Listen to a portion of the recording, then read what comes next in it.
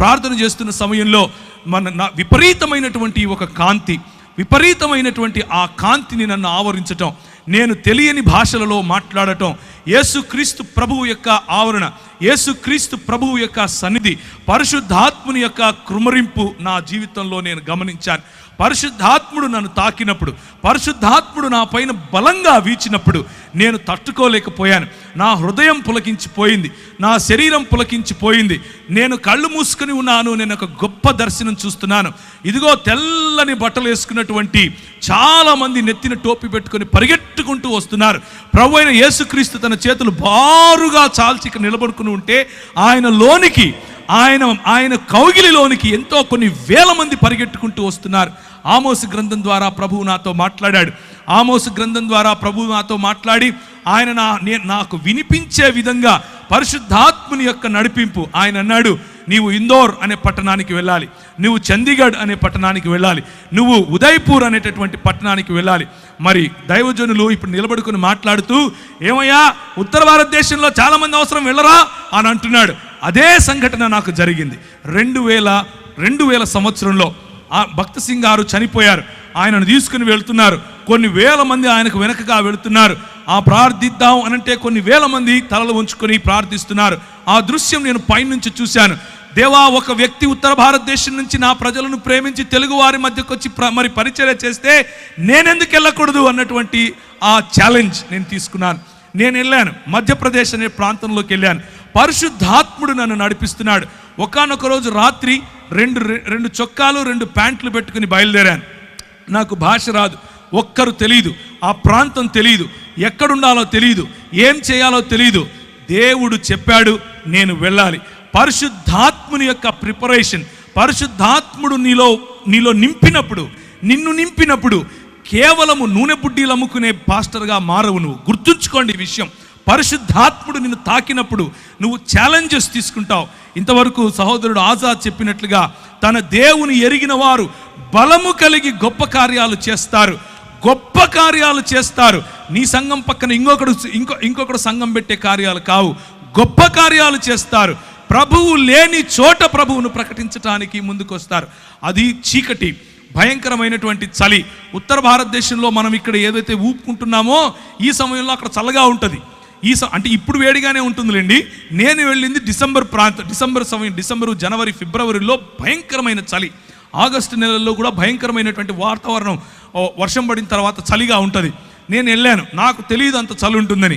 మామూలు చొక్కాలు వేసుకుని మామూలుగా వెళ్ళిపోయాను. నేను అక్కడికి వెళ్తే గడగడ వణికిపోతున్నాను. కిందికి దిగాను. రైల్వే స్టేషన్లో ప్లాట్ఫామ్ మీద 3 రాత్రులు గడిపాను. 3 రాత్రులు ప్రార్థన, ఉదయాన్నే లేయటం, వాక్య పరిచర్యకి వెళ్తాం, ప్రార్థన, ఉదయాన్నే లేయటం. ప్రభు నాకు చెప్తున్నాడు, ఫలానా టెంపో ఎక్కు, ఫలానా చోట దిగు, ఫలానా ఇంటికి వెళ్ళు, ఫలానా వాడితో మాట్లాడు. ఆయన చెప్పినట్లుగా మరి ముందుకెళ్ళటానికి దేవుని పరిశుద్ధాత్మ యొక్క శక్తి, పరిశుద్ధాత్ముడు మనల్ని నింపినప్పుడు, పరిశుద్ధాత్ముడు మనలో సవాలు విసిరినప్పుడు మనం తీసుకోగలగాలి. 2 చొక్కాలు 2 ప్యాంట్లతో వెళ్ళానని చెప్పాను. చేపులో నా దగ్గర 500 700 డబ్బులున్నాయి. ఆ రోజుల్లో 500 అంటే మహా అయితే కూడా ఒక 10 రోజులు మనం ఉండొచ్చు. ఈ రోజుల్లో 500 అంటే అర రోజే ఉంటాం, అది మీకు తెలిసిన విషయమే. అయితే నేను వెళ్ళాను. ఒకరోజు రాత్రి నా దగ్గర డబ్బులు కూడా అయిపోతున్నాయి. ప్రభువు రాత్రి నాకు ఒక దర్శనం చూపించాడు. ఒక ఇల్లు, దానిపైన జూలాగర్ అని రాసుంది. జూలాగర్ అంటే ఇంట్లో పిల్లలు పెట్టుకోవటానికి ఉండేటటువంటి ప్రదేశం. ఆ ఇల్లు నాకు కనిపించింది. లోపల ఒక రూమ్ చూపించాడు. ఒక చైరు, ఒక బల్ల, దాని మీద ఒక గ్లాసు, దాంట్లో అంటే చెంబు, దాంట్లో నీరు, ఒక కాట్ అంటే ఒక మంచం. ఆ మంచం మీద మంచి పరుపు, గళ్ళగా ఉండేటటువంటి ఒక బెడ్షీట్. ఇది నాకు కనిపించింది. రాత్రి ఆ దర్శనం చూశాను. ఉదయం పరిశుద్ధాత్ముడు నడిపిస్తున్నట్లుగా నడుస్తున్నాను. పరిశుద్ధాత్ముడు నాకు చెప్పినట్లుగా ఏ డైరెక్షన్లో, ఏ దిశగా నేను వెళ్ళాలో ఆ దిశగా వెళుతున్నాను. 2.5-3 కిలోమీటర్లు నడుస్తూ దేవుని పరిచర్య, వాక్యం. నాకు వచ్చి రాని హిందీ ఏం చేస్తాం, ఏదొస్తే అది మూగ సైగలు అనుకోండి, మాట్లాడుతూ ప్రజలకు చెప్పుకుంటూ వెళ్ళాను. ఒక చోట ప్రభు దిగమన్నాడు. దిగి చూస్తే ఎదురుగా అదే ఇల్లు కనిపిస్తోంది. దేవునికి స్తోత్రం కలుగును గాక. ఆ ఇంటికి వెళ్ళి తలుపు తట్టు అన్నాడు. నేను ఆ ఇంటికి వెళ్ళి తలుపు తట్టాను. అది జైన్లు ఉండేటటువంటి ఇండ్లు. అంటే ఆ ఇంట్లో వాళ్ళు జైన మతాన్ని వాళ్ళు అనుసరిస్తారు. ఆమె వచ్చి ఏం కావాలి అని అడిగింది, హిందీలో, తెలుగులో కాదు. నాకు ఏం లేదండి రూమ్ కావాలి అని అడిగాను. అవునా అని పైనుంచి కిందికి చూసి, పైన ఒక రూమ్ ఉంది చూసుకోపో అంది. పైకి వెళ్ళాను. పైకి వెళ్ళంగానే అదే మంచం, అదే గళ్ళగళ్ళగా ఉండే బెడ్షీటు, అదే చైరు, అదే టేబుల్, అదే చెంబు నీళ్లు నింపబడినాయి. కిందికి వచ్చాను. అమ్మ నాకు సరిపోతుంది, నేను తీసుకుంటాను అన్నాను. డబ్బులు ఇవ్వండి. నా దగ్గర డబ్బులు లేవు అన్నాను. ఏం చేస్తారు మీరైతే? రే పోరా బయటికి అంటారు. ఆమె అన్నది ఎప్పుడు ఇస్తావు అంది. ఒక 10-15 రోజుల్లో ఇచ్చేస్తానమ్మా అన్నాను.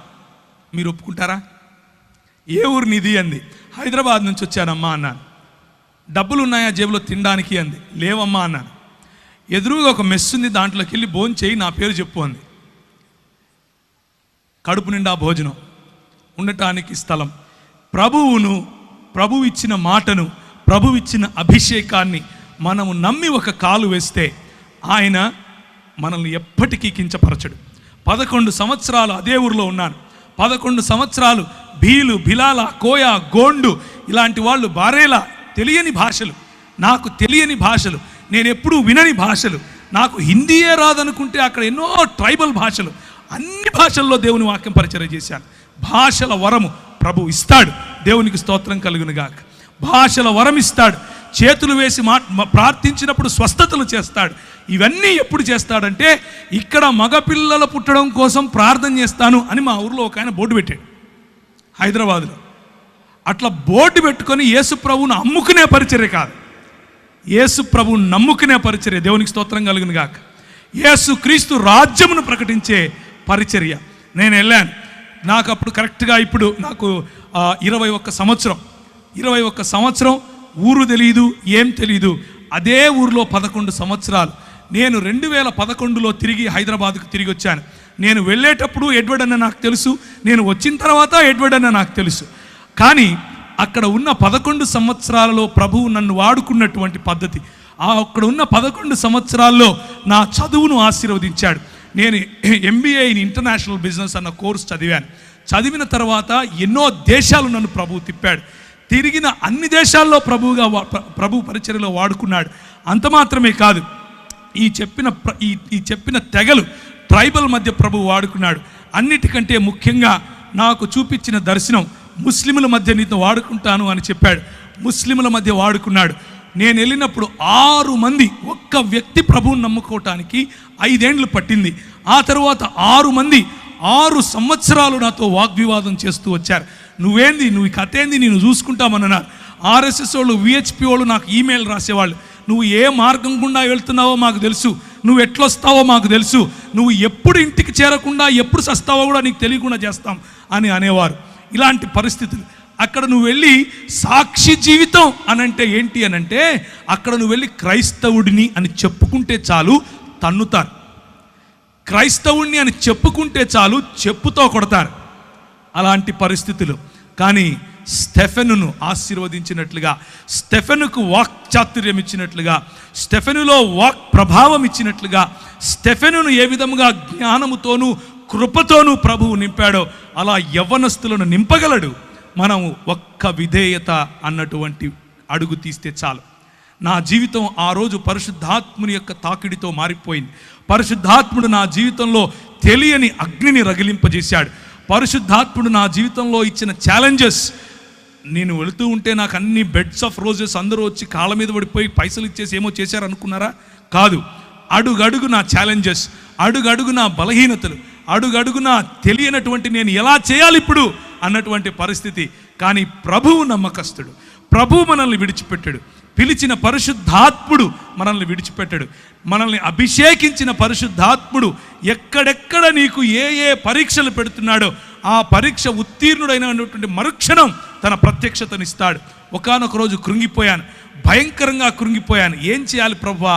ఎలా నాకు డ్రై లైఫ్, మొత్తం ఎడారి అనుభవం, ఏమీ లేదు, ఖాళీ అయిపోయాను. నేను ఏం చేయాలి ఇప్పుడు అంటూ మోటార్ సైకిల్ నడుపుకుంటూ వస్తున్నాను. ఒక పెద్ద హోర్డింగ్ రాసి ఉంది, అడ్వర్టైజ్మెంట్. అందులో అంటే ఒక న్యూస్ పేపర్ వాళ్ళ అడ్వర్టైజ్మెంట్ అనమాట. అందులో ఉంది ఎక్స్పాండ్ యువర్ హరైజన్స్ అని ఇంగ్లీష్లో రాశారు. అంటే నీ సరిహద్దులు విశాలపరచుము అన్నటువంటి మాట. ఇది ఎక్కడో విన్నానే అని అనుకున్నాను. న్యూస్ పేపర్ వాడు బైబిల్ చెప్తున్నాడు ఏంటి, అది కూడా మధ్యప్రదేశ్లో. అది కూడా క్రైస్తవులం అంటే ఓ భయంకరమైనటువంటి వివక్ష. అలాంటి చోట ఇంత పెద్ద హోర్డింగ్ ఎవరు పెట్టారు? ఇంటికెళ్ళాను. ఇంటికెళ్ళి ఎక్కడుంది ఆ వాక్యం అని చూశాను. ఎబ్బేజు చేసిన ప్రార్థనను ప్రభువు చూపించాడు. నా సరిహద్దులను విశాలపరచుము అని ఆయన చేసినటువంటి ప్రార్థన నాలో ఒక అగ్నిని తిరిగి ప్రభు ఇవ్వటానికి ఆ వాక్యం సహాయపడింది. నేను ఎందుకు ఈ మాటలు చెప్తున్నాను అనంటే, పరిశుద్ధాత్ముడు రియల్, పరిశుద్ధాత్ముడు నిజమైనటువంటి దేవుడు.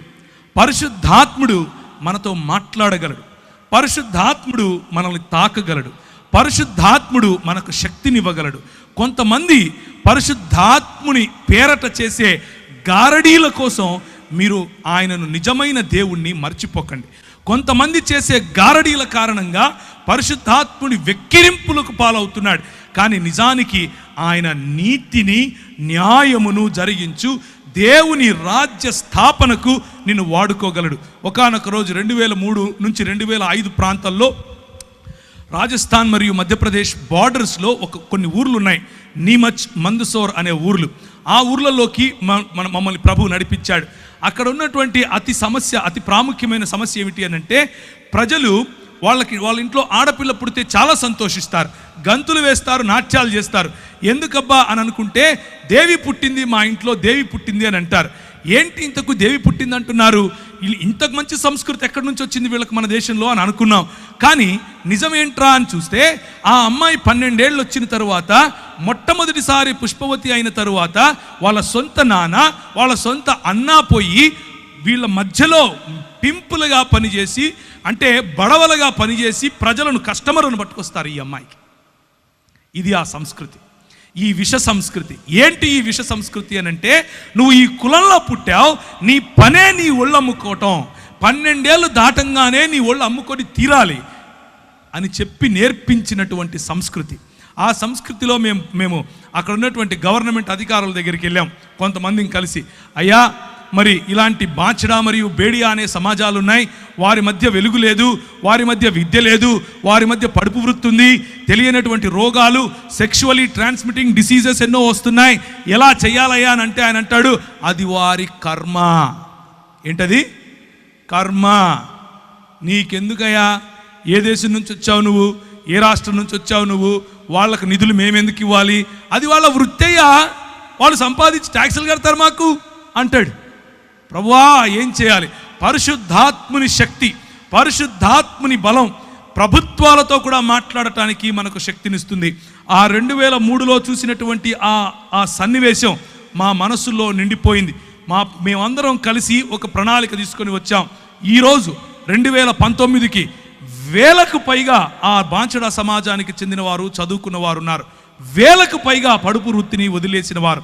వారి మధ్యలో స్కూళ్ళు స్థాపించాం, వారి మధ్యలో ఆలయాలు స్థాపించాం, వారికి పరిశుద్ధాత్మ దేవుణ్ణి పరిచయం చేశాం. పరిశుద్ధాత్మ దేవుడు కొంతమందికైతే వారిలో ఉన్న భయంకరమైన రోగాలు, నువ్వు సస్తావు, నువ్వు బ్రతకవు అని డాక్టర్లు చెప్తే చెయ్యి వేసి ప్రార్థన చేస్తే ప్రభు వారిని లేపాడు. స్త్రీలు, చిన్నపిల్లలు వెళ్ళి ప్రార్థన చేస్తే వారికి స్వస్థత. ఇలాంటివి ఎన్నో కార్యాలు పరిశుద్ధాత్మ దేవుడు బోర్డు పెట్టుకొని అమ్ముకోవాల్సిన అవసరత లేకుండా చేయగలిగినటువంటి గొప్ప దేవుడు పరిశుద్ధాత్మ దేవుడు. ఆయన 3 రకాలుగా ప్రభు అయిన యేసు క్రీస్తుకు మరి అపవాది చేసినటువంటి పరీక్షలో గెలవటానికి అధికారం, లేకపోతే గెలవటానికి సామర్థ్యాన్ని ఇచ్చాడు. మొట్టమొదటిది వాక్యపరమైనటువంటి ఆన్సర్ ఏమిటి అని అంటే, నీకున్న ఆధారం ఏంటి? నాకున్న ఆధారం భోజనం. నీకున్న ఆధారం ఏంటి? భౌతికపరమైనటువంటి ఆశీర్వాదం.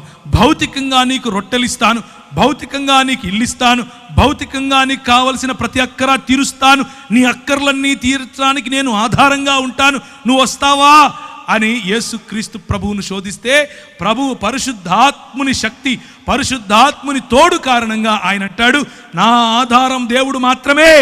నీ రొట్టెలతో నేను బ్రతకను, దేవుని నోట నుంచి వెలువడే ప్రతి వాక్యము చేత నేను బ్రతుకుతాను. దేవునికి స్తోత్రం కలుగును గాక. I will defeat you with the power of the Holy Spirit. I will defeat you with the power of the word of God. దేవుని యొక్క వాక్యపు శక్తి చేత, దేవుని యొక్క పరిశుద్ధాత్ముని శక్తి చేత నీ ఆధారాన్ని నేను తీసి పారేస్తాను, ఎందుకంటే నా ఆధారం దేవుడు అని చెప్పాడు. రెండవ పరీక్ష యేసు ప్రభువుకు పెట్టినది ఏమిటి అని అంటే ఆరాధన అన్నటువంటి పరీక్ష. ఆరాధన అన్నటువంటి పరీక్షను కూడా ప్రభు అయిన యేసు క్రీస్తు అనంటే అంకిత భావం ఎవరికి చూపిస్తావు నువ్వు? నాకు మొక్కు చాలు అని అన్నాడు. ప్రభు అంటాడు, నా అంకిత భావం నా తండ్రి అయినటువంటి దేవునికి మాత్రమే నేను ఇస్తాను, నేను ఆయనకు మాత్రమే ఇస్తాను, నేను ఆయన మాత్రమే అనుసరిస్తాను. దేవుని వాక్యపు శక్తి, పరిశుద్ధాత్ముని యొక్క శక్తి అపవాదిని ఓడగొట్టింది. ఆయనకి ఇచ్చినటువంటి మూడవ పరీక్ష ఏమిటి అని అంటే అధికారం. నీకు నేను అధికారం ఇస్తాను, ఇదిగో చూడు సర్వ ప్రపంచము నా దగ్గరే ఉంది, ఈ ప్రపంచం పైన నేనే అధికారిని, నీకు ఈ అధికారం ఇచ్చేస్తాను, నువ్వు నా దగ్గరికి రా. నిన్న మనం చూసాం, మనం పోగొట్టుకున్న అధికారాన్ని తిరిగి సంపాదించటానికి మనము పాపం అనేటటువంటి ఊబిలో పడిపోయి ఉన్నాం కనుక మన యేసు క్రీస్తు యొక్క లేకపోతే దేవుని యొక్క స్వరూపమును, దేవుని యొక్క పోలికను కుంటుబడిందిగా మారిపోయింది కనుక, స్వభావ సిద్ధముగా మనం పాపులమైపోయాం కనుక, స్వభావ సిద్ధంగా మన అంకిత భావం సాతాను వైపుకు, సాతాను రాజ్యం వైపుకు ఉంది కనుక మనం ఆధారము వాడే అనుకుంటాం, మన ఆరాధన వాడికే ఇస్తాం, అలాగే మన అంకిత భావము వాడికే, అలాగే మన అధికారము కూడా వాడికే ఇచ్చేసాం. ప్రభు అంటాడు, అవసరం లేదు నువ్వు ఇచ్చే అధికారం నాకు, నువ్వు నీ దేవుడైనటువంటి యెహోవాను శోధింపటానికి నీకు ఎంత ధైర్యం అని అంటాడు. అధికారం నాది, నేను అధికారం తిరిగి తీసుకోవటానికే వచ్చాను, నేను నా రాజ్యమును స్థాపించటానికే వచ్చాను. నువ్వు అనుకుంటున్నావు ఈ రాజ్యములన్నీ నీవని, నువ్వు అనుకుంటున్నావు ఈ రాజ్యముల పైన నాకు అధికారం ఉందని, కానీ ఈ రాజ్యముల పైన నీకు ఎవరైతే అధికారం ఇచ్చారో నా పిల్లలు, నా అనుయాయులు, వారిని నేను సాక్షులుగా నిలబెట్టబోతున్నాను, వారికి నేను సంచకరువుగా పరిశుద్ధాత్మనిచ్చి వెళ్ళబోతున్నాను. నాకు తోడుగా ఉండి నిన్ను ఓడించటానికి అవసరమైనటువంటి పరిశుద్ధాత్ముడు నేను వారికి ఇచ్చిపోతాను. నీవు నీ దేవుడైనటువంటి యెహోవాను శోధించటానికి నీకు అర్హత లేదు అని కొట్టి పారేశాడు. ఇది దేవుని రాజ్య సువార్త. దేవుని రాజ్య సువార్త ఈరోజు ప్రకటించబడుతున్నట్లుగా వేరొక యేసు కాదు, ఈరోజు ప్రకటింపబడుతున్నట్లుగా వేరొక ఆత్మ కాదు, ఈరోజు ప్రకటింపబడుతున్నట్లుగా వేరొక సువార్త కాదు.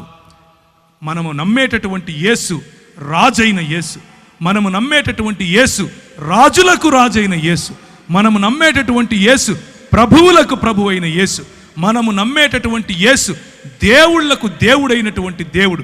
ఆయన రాజ్యమును స్థాపించటానికి వచ్చాడు, ఆయన స్థాపిస్తాడు.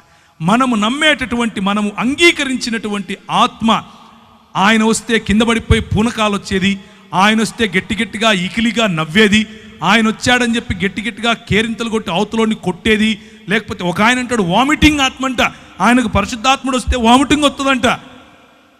ఒక ఆయన అంటాడు పరిశుద్ధాత్మ వస్తే నేను అవతలోని తిడతానంటాడు, ఒక ఆయన పరిశుద్ధాత్మ వస్తే నేను సాతాను తిడతానంటాడు. ఎట్లా పడితే అట్లా. పరిశుద్ధాత్ముని శక్తి రాజ్య నిర్మాణానికి ఉపయోగపడుతుంది. పరిశుద్ధాత్ముని శక్తి నోరు తెరిచి మాట్లాడితే అవతలి వాడికి తర్కాన్ని నిర్వీర్యం చేస్తుంది. పరిశుద్ధాత్ముని శక్తి చేయుంచి ప్రార్థించకపోయినా చేతులు ఉంచితే చాలు స్వస్థత తీసుకొస్తుంది. పరిశుద్ధాత్ముని శక్తి యేసుక్రీస్తు యొక్క వర్చస్సును, యేసుక్రీస్తు యొక్క రాచరికాన్ని చాటుతుంది. పరిశుద్ధాత్ముని శక్తి ఈ లోకములో ఉన్నటువంటి, ఈ లోకనాథుడైనటువంటి అపవాది యొక్క క్రియలను లయపరుస్తుంది. పరిశుద్ధాత్ముని శక్తి మనకు స్వస్థతతో పాటు బుద్ధిని తీసుకొస్తుంది. పరిశుద్ధాత్ముని శక్తి గవర్నెన్స్ తీసుకొస్తుంది. పరిశుద్ధాత్ముని శక్తి అడ్మినిస్ట్రేషన్ నేర్పిస్తుంది. పరిశుద్ధాత్ముని శక్తి కేవలం చెక్క భజన నేర్పించదు. మనం ప్రకటిస్తున్నట్లుగా అప్పుడప్పుడు సంఘాల్లో టీవీలకెక్కి ప్రకటిస్తూ ఉంటారు ఈ రోజుల్లో. పరిశుద్ధాత్ముని శక్తిని అవహేళన పరచటం. మేము ప్రకటించినటువంటి వేరొక సువార్త ఏంటి? నువ్వు ఆయన దగ్గరికి వస్తే చచ్చిపోతే పరలోకం పోతావు, నువ్వు ఆయన దగ్గరికి వస్తే నేను చేయించుతాను, నీకు కొడుకు పుడతాడు, నువ్వు ఆయన దగ్గరికి వస్తే నీకు పెండ్లైపోతుంది, నువ్వు ఆయన దగ్గరికి వస్తే ఇంకేవేవో నోటికొచ్చిని. కానీ యేసు క్రీస్తే స్వయంగా ప్రకటించినటువంటి సువార్త మనం ఇంతవరకు చూసాం. మార్కు సువార్తలో ఆయన దేవుని రాజ్యం అన్నటువంటి సువార్తను ప్రకటించాడు. మతం కట్టడం కాదు. నన్ను సాక్షిగా ఉండటానికి ఉత్తర భారతదేశంకు వెళ్ళమన్నాడు. ఇంతకు సాక్షిగా ఉండాలంటే ఏం చేయాలి ప్రభువా అని ప్రార్థించాను. ప్రభువా సాక్షిగా ఉండటం అంటే ఏంటి? సాక్షిగా ఉండడం అంటే మైకులు ఎత్తుకొని మాట్లాడడం మాత్రమేనా? సాక్షిగా ఉండడం అంటే ప్రభువు నన్ను ఆశీర్వదించి కొడుకు పుట్టించాడని చెప్పటమేనా? సాక్షిగా ఉండటం అంటే ఇదిగో నేను చచ్చిపోతూ ఉండే నన్ను లేపాడని చెప్పటమేనా? సాక్షిగా ఉండటం అంటే ఏంటి ప్రభువా, నాకు అర్థం వచ్చేలా చెప్పు అని అన్నాడు. నాకు మత్తయి సువార్త 28వ అధ్యాయం ఆఖరి వచనాలు చదువుతారా? మత్తయి సువార్త 28వ అధ్యాయం. కనుక మీరు సర్వలోకమునకు వెళ్ళి 16 నుంచి సమస్త జనులను 18 నుంచి చదువుదామా? అయితే యేసు వారి యొద్దకు వచ్చి, పరలోకమందును భూమి మీదను నాకు సర్వాధికారము ఇవ్వబడి ఉన్నది కాబట్టి మీరు వెళ్ళి సమస్త జనులను శిష్యులనుగా చేయుడి. తండ్రి యొక్కయు కుమారుని యొక్కయు పరిశుద్ధాత్మ యొక్కయు నామములోనికి వారికి బాప్తిసమిచ్చుచు నేను మీకు ఏ ఏ సంగతులను ఆజ్ఞాపించితినో వాటన్నిటినీ గైకొనవలనని వారికి బోధించుడి. ఇదిగో నేను యుగ సమాప్తి వరకు సదాకాలము మీతో కూడా ఉన్నాను. అధికారము నాది, పరలోకములో అధికారం నాది, భూలోకములో అధికారం నాది, నీ పైన అధికారం నాది, నీ హృదయంలో నేను ఇప్పుడు రాజును. నువ్వు వెళ్ళు. ఎలా వెళ్ళాలి? ప్రతినిధిగా వెళ్ళాలి. నువ్వు మాట్లాడింది నేను మాట్లాడినట్లుంటుంది, నువ్వు చేయి పెడితే నేను చేయి పెట్టినట్లుగా ఉంటుంది, నువ్వు పలికితే నేను పలికినట్లుగా ఉండాలి, నీ ప్రవర్తన నా ప్రవర్తనలాగా ఉండాలి. నీ సాక్ష్యం అంటే నోరు తెరిచి ఒక మాట చెప్పి బయట జీవితంలో ఇంకొక జీవితం కాదు సోదరులారా. సాక్ష్యముగా జీవించటం, సాక్షిగా జీవించటం అనంటే ఆయన పరిచర్యను కేవలము మతపరమైనటువంటి 4 గోడల మధ్య మాత్రమే పెట్టడం కాదు ప్రియులారా. సాక్షి జీవితం అనంటే నీ వ్యాపారం ఆయనది, సాక్షి జీవితం అనంటే నీ రాజకీయం ఆయనది, సాక్షి జీవితం అనంటే నీ అడ్మినిస్ట్రేషన్ ఆయనది, సాక్షి జీవితం అంటే నీ కుటుంబం ఆయనది, సాక్షి జీవితం అనంటే నువ్వు ఏ ఏ రంగములో, ప్రభుత్వ రంగమైనా, వ్యాపార రంగమైనా, ప్రైవేట్ రంగమైనా, మీడియా రంగమైనా, ఏ రంగంలో నువ్వు పనిచేసినా ఆయన నాకు ప్రభువు, ఆయన ప్రతినిధిగా నేను ఇక్కడున్నాను, ఆయన కొరకు నేను సంఘ స్థాపన, ఆయన కొరకు నేను రాజ్య స్థాపన చేయటానికి ఉన్నాను అన్నటువంటి దృక్పథము కలిగి ఉండటం. అందుకనే ఆయన అంటాడు, జనములను ఏం చేయాలి? శిష్యులనుగా చేయాలి. జనములను అన్న చోట దేశములను, సంస్కృతులను, జన సమూహాలను అని కూడా తర్జుమా చేయొచ్చు. గ్రీకులో వాడినటువంటి పదము ఎత్నే అన్నటువంటి పదం, ఆ పదాన్ని అలా కూడా తర్జుమా చేయొచ్చు. మన పిలుపు ఒక దానియేలు పిలుపు, మన పిలుపు ఒక నెహెమ్యా పిలుపు, మన పిలుపు ఒక దావీదు పిలుపు, మన పిలుపు ఒక ఎస్తేరుకి ఇవ్వబడినటువంటి పిలుపు. మన పిలుపు కేవలము చెక్కభజన చేసే పిలుపు కాదు, మన పిలుపు కేవలం మతంలో ఉండటం కాదు. మన పిలుపు వాడి చేతి పని యందు నిపుణత గలవాడిని చూచితివా, వాడు అల్పుల ఎదుట కాదు రాజుల ఎదుట నిలబడును అని దేవుని వాక్యం చెబుతా ఉంది. ఆ పిలుపులో మనం ఉన్నాం అన్న విషయాన్ని జ్ఞాపకం చేసుకోండి. అపోస్తలుల కార్యములు 1వ అధ్యాయం, అపోస్తలుల కార్యము 1వ అధ్యాయం. ఆయన శ్రమపడిన తరువాత 40 దినముల వరకు వారికి అగపడుచు ఏం చెప్పాడు?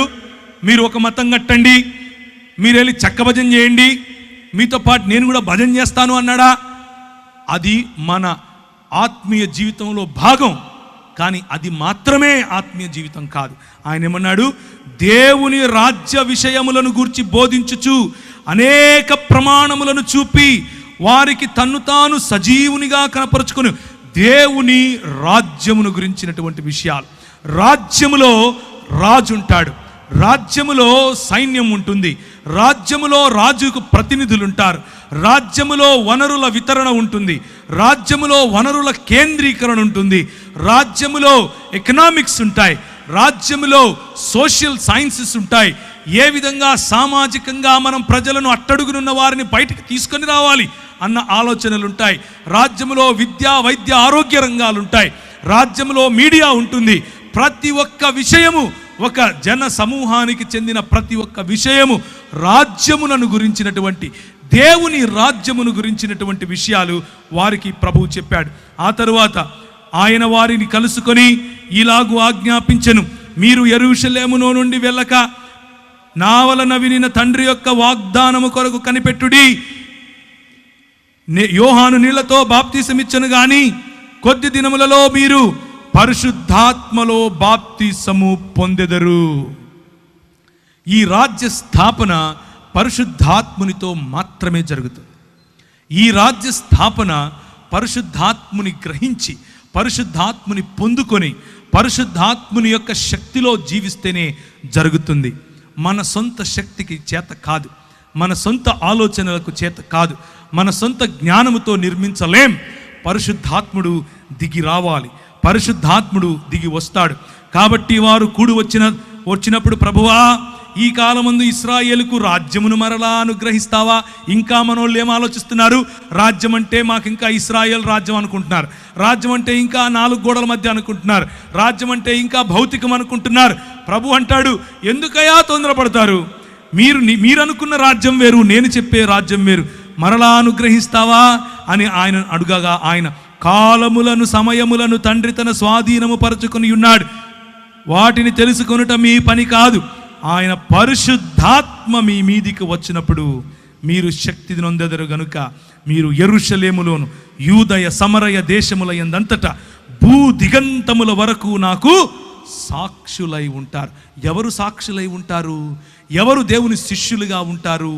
ఎవరు యేసు ప్రభువు యొక్క ప్రతినిధులుగా ఉంటారు? పరిశుద్ధాత్ముని పొందుకున్నవారు, పరిశుద్ధాత్ముని నీడలో నడవాలనుకున్నవారు, పరిశుద్ధాత్ముని యొక్క వరములను పొందినవారు, పరిశుద్ధాత్ముని యొక్క ఫలమును జీర్ణించుకున్నవారు, పరిశుద్ధాత్ముని యొక్క ప్రేరణలో నడవాలని కసిగా ఉన్నవారు. అలాంటి వారు యేసు ప్రభువు యొక్క ప్రతినిధులుగాను శిష్యులుగాను ఉంటారు. భక్త కోటి భక్తులుగానే ఉండిపోతారు. మనము ఏ జాబితాలో ఉండాలో మనము నిర్ణయించుకోవచ్చు. సాక్షులై ఉంటారు. ఎలా సాక్షులై ఉంటారు? 2వ అధ్యాయం. అప్పుడు వేగముగా వీచు బలమైన గాలి వంటి ఒక ధ్వని, 2వ వచనం, ఆకాశము నుండి అకస్మాత్తుగా వారు కూర్చుండి ఉన్న ఇల్లంతయు నిండెను. మరియు అగ్నిజ్వాలల వంటి నాలుకలు విభాగింపబడినట్లుగా వారికి కనబడి వారిలో ఒక్కొక్కరి మీద వ్రాలగా అందరూ పరిశుద్ధాత్మతో నిండిన వారై ఆ ఆత్మ వారికి వాక్శక్తిని అనుగ్రహించిన కొలది అన్య భాషలలో మాట్లాడసాగిరి. కొందరైతే వీరు క్రొత్త మద్యముతో నిండి ఉన్నారని అపహాస్యము చేసిరి.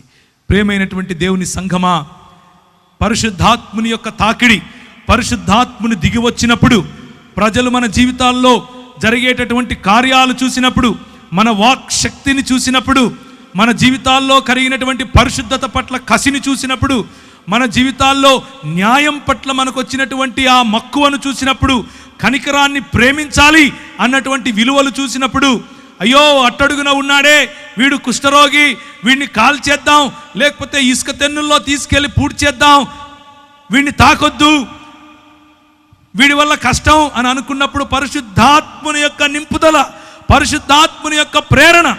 ఒక విలియం కేరీ గారికి వాడిని హత్తుకోమని చెప్పింది, ఒక గ్రాహం స్టెయిన్స్ గారికి వాడిని ఎత్తుకొని ఇంటికి వెళ్ళమని చెప్పింది. తీసుకుని వెళ్ళారు. పరిశుద్ధాత్ముని యొక్క శక్తి కుష్ఠరోగాన్ని సైతం జయించగలదు. కేవలము చేయి ఉంచి ప్రార్థించటమే కాదు, చేత్తో అన్నం పెట్టగలదు, వాడి పుండ్లను తుడవగలదు, వాడి కట్లు కట్టగలదు. ప్రజలు చూసి అనుకుంటారు వీడు తాగొచ్చాడు అనుకుంటారు, బుద్ధి లేదు వీడికి అనుకుంటాడు. ఏం చదువుకున్నాడు, ఏం చేస్తున్నాడు, ఎక్కడుండాలి, ఎక్కడికి వచ్చాడు, వారికి అర్థం కాదు. లోకానికి ఈ విలువలు అర్థం కావు.